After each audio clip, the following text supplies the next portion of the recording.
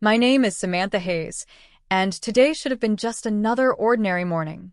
The sunlight slanted through the sheer curtains, hitting the edge of my desk, where a small framed photo of my daughter, Lily, smiled up at me.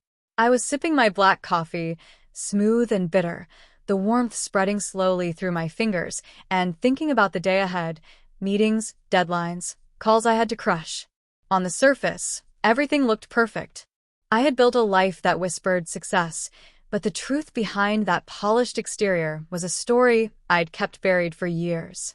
Then my phone buzzed, the vibration harsh against the polished wood of the desk. I picked it up and froze. A group chat notification from my family glared at me. Can't wait for the dinner tonight. Bring Lily. Can't wait to see her again. My chest tightened. Memories I had tried to lock away came rushing back, uninvited. I remembered the laughter, not the warm, affectionate kind, but the kind that stung, that humiliated. My little Lily, standing in the center of the living room, confused and hurt, while my own brother laughed, thinking it was a joke. I still felt the ache in my chest as if it were yesterday. The silk of my blouse rubbed against my skin, reminding me of my own composure, and yet I knew something had to happen tonight. Not just to protect Lily, but to finally confront what had been left unresolved for too long. And somehow, I knew this dinner would change everything. I can still feel the floorboards of my parents' living room under my trembling feet, the way they seemed to mock me as I stood there with Lily, barely 8, clutching her little backpack like a shield. My brother, Jason, had just finished making some cruel joke about her drawing, and the sound of his laughter echoed through the room like a hammer striking metal. My heart thudded painfully, and I could see Lily's face scrunch up, her small hands tightening around the straps of her bag. "Mom, look at her," Jason had cried, pointing at Lily with that cruel grin that used to make me shiver. "She's such a mess. Can't she even do one thing right?" I wanted to vanish. My voice stuck in my throat, caught somewhere between the urge to scream and the instinct to flee. My parents chuckled awkwardly, pretending it was harmless teasing, but I knew the sting was real. I felt a lump in my throat, my hands shaking, and for a moment, I hated that I was the adult who couldn't protect her own child. I glanced down at Lily. Tears pooled in her eyes, but she tried to hold back a sob. I swallowed hard, forcing myself to speak, my words tight and trembling. "Jason, that's enough." He laughed again, a short, dismissive bark, and for a second, I saw him as nothing more than a boy who didn't understand the weight of his words. But I also saw something else, the way Lily's tiny shoulders sank, how vulnerable she felt. That image burned itself into my memory. Later that night, after the house had gone quiet and Lily slept, I found myself in my grandmother's old study. Among the dust and faded leather chairs, I picked up a small, delicate journal she had kept, its cover worn but elegant. She had always told me, "Samantha, life will try to humiliate you, even through the people you love. But if you hold on to your story, if you write it yourself, no one can ever steal your power." Clutching that journal, I made a silent promise. I wouldn't just protect Lily. I would ensure that the world could never mock or diminish her, or me, again. And in that quiet room, with a faint scent of her old perfume lingering, I decided I would forge a path forward, one step at a time. After that night in my grandmother's study, everything changed. I started small, enrolling in online courses, staying up late while Lily slept, learning skills I'd never dared to pursue before. Numbers, marketing strategies, even basic coding. The first weeks were brutal. I remember staring at spreadsheets for hours, my fingers stiff from typing, my mind buzzing with doubt. Could I really pull this off? Could I ever be someone who could stand tall in a world that had laughed at my daughter and me? Then came Margaret. I met her at a local networking event, a seasoned businesswoman with a reputation for spotting potential. She didn't judge me for being inexperienced. Instead, she smiled, the kind of smile that made you feel like you were capable of anything. "Samantha," she said, "don't waste your story worrying about what others think. Build, fail, learn, and build again." Those words were like a lifeline. I took odd jobs at first, freelance gigs that barely paid the bills, but they kept me moving forward. I remember nights when Lily would wake, rubbing her eyes and asking for water, and I would hold her close, whispering promises of better days. My heart ached with every small sacrifice, skipping sleep, missing friends' gatherings, but the thought of never letting her feel humiliated again kept me going. The first real breakthrough came with a client who believed in my vision for a small design project. I stayed awake for 3 nights straight, refining every detail until it felt perfect. When the client called back, ecstatic, I felt a surge of pride so intense it nearly brought me to tears. That first win became the spark that lit a fire inside me. Soon, more opportunities followed. I learned to pitch confidently, to negotiate without fear, to push past every stereotype that whispered I wasn't capable. I kept my progress quiet from my family, occasional modest social media posts, vague mentions of projects, because I wasn't ready for their judgment, their smug assumptions that I was still struggling. By the time Lily started 2nd grade, we had moved into a small apartment that we could finally call ours. Every corner, every shelf, was a testament to our quiet perseverance. I would look at her sleeping at night, soft breaths against the pillow, and feel a mix of exhaustion and triumph. She was safe. We were growing. And most importantly, I had started building a life where no laughter could ever wound us the way it had before. The journal from my grandmother remained on my desk, its pages filled with scribbles, plans, and reminders of every lesson learned. Every time I glanced at it, I felt a tether to that promise I had made years ago, to protect my daughter, to forge my own path, and to rise. The evening was calm outside, the sky painted with the soft oranges and purples of a fading sun, but inside my apartment, my heart was hammering. I had agreed to a family dinner, a rare gathering, one I hadn't attended in years. My parents expected to see the frazzled, barely getting by Samantha, the woman they had dismissed so easily. Lily held my hand tightly, unaware of the tension, her small face glowing with excitement at seeing cousins and grandparents. When the doorbell rang, I smoothed the front of my tailored blouse and took a deep breath. The smell of jasmine from a small vase on the counter reminded me of calm in the storm. I opened the door. Their eyes widened instantly. My parents froze mid-step, Jason's mouth hanging slightly open, as if he had walked into a different world. The apartment wasn't just tidy, it reflected a life I had painstakingly built. Abstract art adorned the walls. A sleek bookshelf displayed carefully chosen volumes on design, entrepreneurship, and leadership.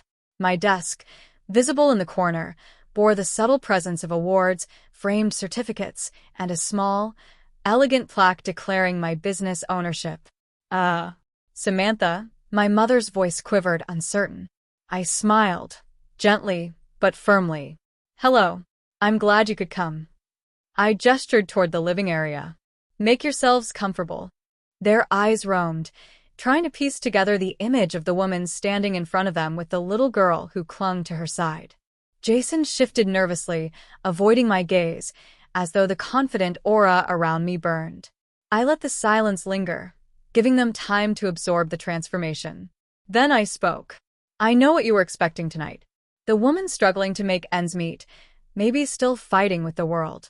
But that woman doesn't exist anymore. I motioned toward the corner desk. This is my office. I run my own design consultancy. I'm the sole owner. Last year, my company's revenue doubled, and I've hired a team of talented people who help me manage our projects. Financially, we're stable. More than that, Lily and I are thriving. And I didn't tell you because I wanted to do this on our own, without relying on anyone who ever doubted us. My father's lips pressed tightly together, my mother's eyes glistened, and Jason finally met my gaze. I could see a flicker of shame, maybe guilt, in him, but also confusion. He didn't know what to say. Lily looked up at me, her hand warm in mine, and I gave her a reassuring squeeze. You laughed at her once, Jason. I continued softly, thinking it was funny to humiliate a child who trusted you. But no one gets to diminish her, or me anymore. We've built a life you didn't think was possible, quietly, without your interference. He swallowed hard, a flush creeping across his cheeks. The room held its breath. I didn't have to say more. The proof was here. The environment, the accomplishments, the calm power radiating from both Lily and me. I had given them all the space to witness the truth, and now they couldn't unsee it. I let the words hang, the room silent except for the faint ticking of the wall clock. And then, with a soft smile, I added, "We've grown. And so should you if you want to be part of our lives." The room felt heavier now, but it wasn't uncomfortable. It was the weight of truth, of long overdue realization. My parents, Jason, and a few extended family members lingered, unsure how to respond. I took a deep breath, letting the confidence I had built over years anchor me. "I want to be clear," I said, my voice calm but firm. "We can have a healthy relationship moving forward, but there are conditions. These aren't punishments, they're boundaries, the rules for being part of Lily and my life." Jason looked like he might protest, but I held his gaze. First, respect. No more mocking, no more laughing at anyone's expense, especially not Lily. If you can't do that, you're not welcome in situations where she's involved. Period. My mother's lips trembled, and I turned to her next. "Mom, no more dismissing my choices, my achievements, or the path I've carved for Lily and me. Support us or step back. That includes finances, opinions, and unsolicited advice. We will not be controlled or judged." I glanced at my father, who cleared his throat, avoiding eye contact. "Dad, you need to let go of old assumptions, the ones that see me as still struggling. Acknowledge our successes without comparing them to what you think we should be. That's how you show respect." I paused, letting each condition settle. They weren't easy, but neither had the years of humiliation and judgment been easy for me. "And for all of you," I added, softer this time, "I want you to try to grow. Chase your own dreams. Stop clinging to toxic habits or repeating patterns that hurt others. Lily needs positive examples, not echoes of the past." Jason swallowed hard. For the first time, he seemed smaller than the boy who had laughed at my daughter. I could see the flicker of understanding in his eyes. I get it," he muttered. "I'll try." "That's all I ask," I said, my tone firm but compassionate. "Try. Show growth through action, not words.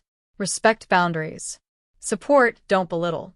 And if you can't, that's okay too, but don't expect me to compromise on what keeps Lily and me safe and empowered."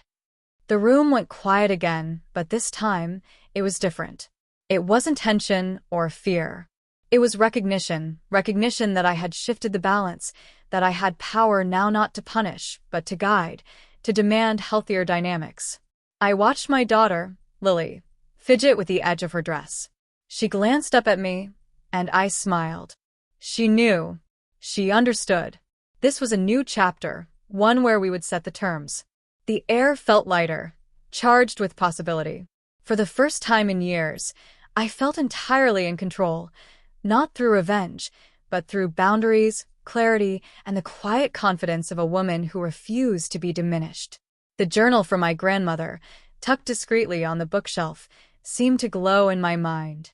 Every lesson, every word, had led to this moment. Growth, respect, and dignity were non-negotiable. The weeks that followed felt almost surreal. My parents started showing up differently. Tentative at first, then with genuine effort. Mom would ask for my advice on things without judgment, and Dad began acknowledging my achievements without comparison or criticism. Even Jason, my brother who had once humiliated Lily, started showing small signs of understanding. He helped her with homework, listened when she spoke, and, most importantly, apologized sincerely, not just with words, but with actions. I watched all of this from the kitchen, preparing dinner one evening, and realized how far we had come. Lily hummed happily at the table, her small hands busy arranging the napkins, completely unaware of the tension that had once clouded every family gathering. She was thriving in a household now filled with boundaries, respect, and quiet joy. Sitting on the counter, I traced my fingers over the edges of my grandmother's old journal, the same one that had guided me years ago. Every scribble, every lesson, every reminder of the promise I made to protect Lily, it had led us here. The ache of humiliation, the nights spent doubting myself, the relentless drive to create a safe, thriving life, they were all threads in the tapestry of who I had become. I realized that the true power wasn't in showing them how successful I was. It was in choosing the life we deserved and refusing to allow anyone to diminish it again. I had built a sanctuary for my daughter, for myself, a place where laughter no longer cut, but warmed. That night, after everyone had gone, I tucked Lily into bed and kissed her forehead. She whispered, "Mom, I'm glad we're us." And in that moment, I understood the depth of our victory. Not over them, but over the fear, doubt, and hurt that had once held us hostage. I returned to my office, the soft light spilling across the desk, and opened the journal once more. I didn't need guidance now. I had become my own mentor. I smiled, thinking of the little girl who had trembled beside me, the daughter who had once been laughed at, and the woman I had become. And as I leaned back in my chair, letting the silence of the night embrace me, I whispered to myself, a statement of triumph, strength, and grace. We rise not because they laughed, but because we refuse to stay small.